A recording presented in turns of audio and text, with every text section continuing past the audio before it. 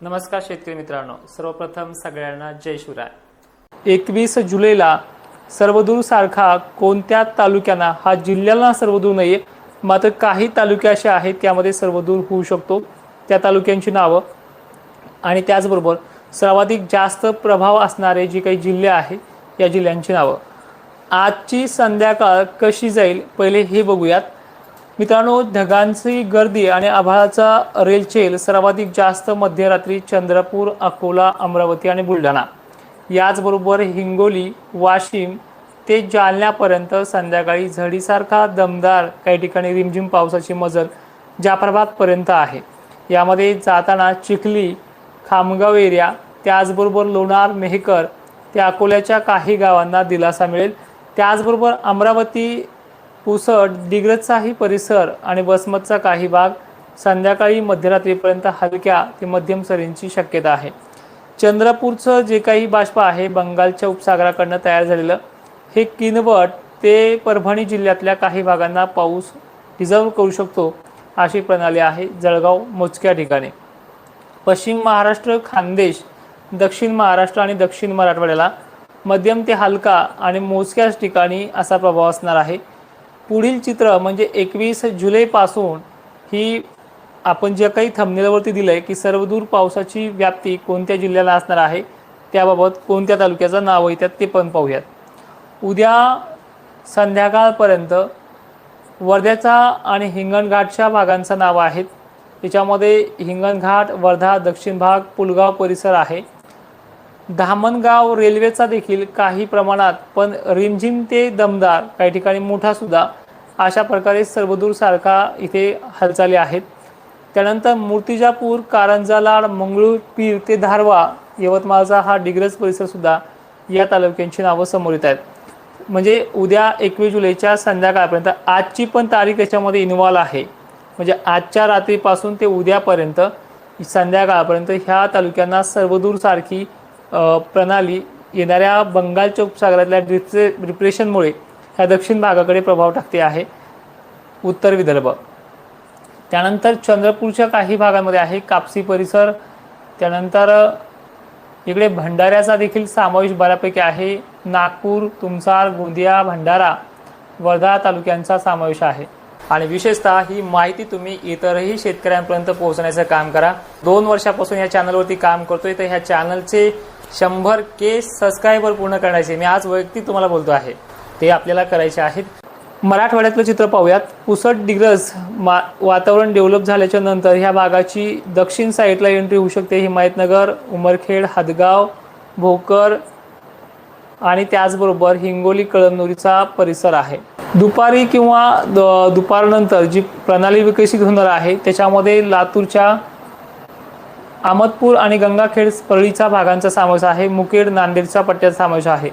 वाऱ्याचा प्रभाव सर्वाधिक जास्त असलेला जो काही पट्टा आहे तो म्हणजे मराठवाडा, विदर्भाचा पश्चिम भाग आणि खानदेश एरिया।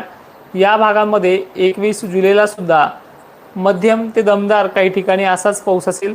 सर्वदूर सारखा पाणी याच्यामध्ये पाहायला मिळत नाहीये।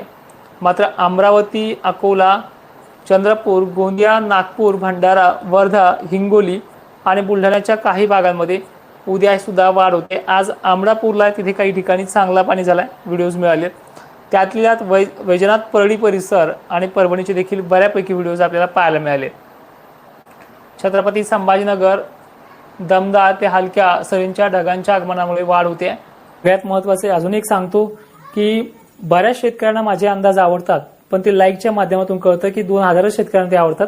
तर तुम्हाला माझे अंदाज आवडत असतील तर लाईक करा, कारण की बऱ्याच शेतकऱ्यांपर्यंत ते मेसेज पोहोचतो। नाशिक जिल्ह्याच्या त्र्यंबकेश्वर परिसर इथे वाढ चांगलीच होणार आहे। अहिल्यानगर, अकोले, संगमनेर परिसर वाढ चांगली होणार आहे उद्याच्या 21 जुलैला। श्रीगोंद्यामध्ये सुद्धा वाढ होताना दिसते। श्रीगोंद्याच्या अनेक भागांमध्ये दौंड परिसराकडून येणाऱ्या वातावरणाचा फायदा होईल।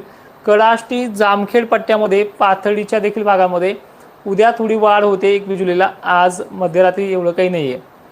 त्यानंतर पुणे, मुंबईला सर्वाधिक जास्त पाणी, आता इथे भागांचा नाव घेऊन उपयोग नाही कारण इकडे शेती नाहीये, पण इथे देखील वाढ होताना दिसते। मुंबई, भिवंडी, वसई, विरार इथे अतिवृष्टी, दमण परिसरापर्यंत वाढ आहे। कोल्हापूर आणि सांगलीच्या देखील पावसामध्ये निपाणीपर्यंत जोर चांगला असणार आहे. 21 जुलैची ही कंडिशन आहे. सावंतवाडी ते कोल्हापूर, कोल्हापूरपासून सांगली ते सातारा पश्चिम भाग, बारामती, सोलापूर जिल्ह्यामध्ये ठिकठिकाणी आज जसं काही ठिकाणी पाणी झालं आहे याच प्रकारे या भागामध्ये पाणी असणार आहे. आणि लातूर जिल्ह्यामध्ये बसव कल्याण मार्गे निघालेला पाऊस उद्या नक्कीच निलंगा, शिरूर, अनंतपाल परिसर आणि उदगीर एरियाला घेऊ शकतो. देलगूरपर्यंत मजला आहे. तर आणखीन वाढ इथे होऊ शकते का ते देखील पाहूयात.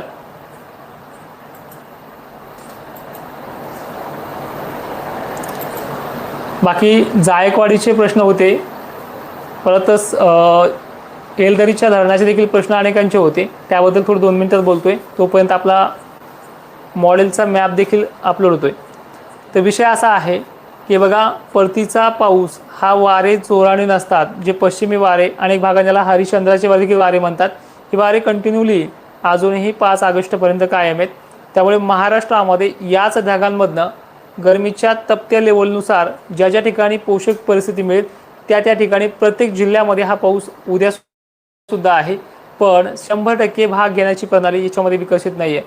आता विषय येतोय खानदेशचा आणि विदर्भाचा. खानदेशचं बाष्प MP मध्ये सरकते आणि मराठवाड्यातल्या ढगाळ वातावरणाचं जे काही ढग डेव्हलप झालेले आहेत ते पूर्णपणे विदर्भाच्या दिशेने वाहत आहेत. त्यामुळे विदर्भाच्या पूर्वेकडील सर्व जिल्ह्यांना उद्या बरीच वाढ होणार आहे. त्यानुसार नांदेड आणि लातूरचा दक्षिण एरिया देखील थोडाफार घेऊ शकतो. जळगाव जिल्ह्यामध्ये उद्या ढगांची गर्दी अफाट राहणार आहे. दमदार ते मध्यम पावसावरती याचा डेव्हलपमेंट वाढू शकते.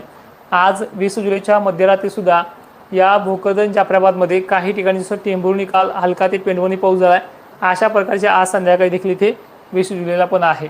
म्हणजे 21च्या आणि 20च्या रडावरती पाऊस हा पूर्व विदर्भाला बरा आणि पश्चिम महाराष्ट्र, मराठवाड्यामध्ये काही ठिकाणीच बरा, तर बऱ्याच ठिकाणी नुसतं हलक्या ते मध्यम पावसावरती पिकांना एक दिलासा मिळेल अशी शक्यता आहे. उद्या गोंदिया, भंडारा सर्वाधिक जास्त पाणी असणार आहे. चंद्रपूर, हिंगणघाट, वर्ध्याला काही ठिकाणी मोठ्या पावसाची देखील शक्यता आहे. अमरावती, अकोला, बुलढाणा जिल्ह्यामध्ये ठिकठिकाणी पाणी असेल. बाकी वर्धा, बाकी पूर्व विदर्भ हा सर्वाधिक जास्त हे 5-6 जिल्हे असणार आहे. तर आज संध्याकाळी परत कुठपर्यंत पाऊस पोहोचू शकतो 20 जुलैचा हे देखील आपण पाहून घेऊयात. तळेगाव, आर्वी, पुलगाव, वर्धा, हिंगणघाट, पुलगाव दुसरं सुद्धा हिंगणघाटमधलं, यवतमाळच्या पूर्वेकडील गटंजी परिसर, धारवा, नेर उद्या आणि आज चांगली वाढ आहे. करंजा, लाड, मंगळूरपीर सुद्धा वाढ आहे. अकोल्याच्या मूर्तिजापूर साईड, दर्यापूर, पाटी, अकोट, तेल्हारा भागामध्ये पावसाची चांगली वाढ होणार आहे. आणि हा पाऊस बुरहानपूरकडे सरकत असल्यामुळे खामगाव एरियापर्यंत मजल मारू शकतो. यामध्ये जळगाव, जामोदचा देखील समावेश आहे.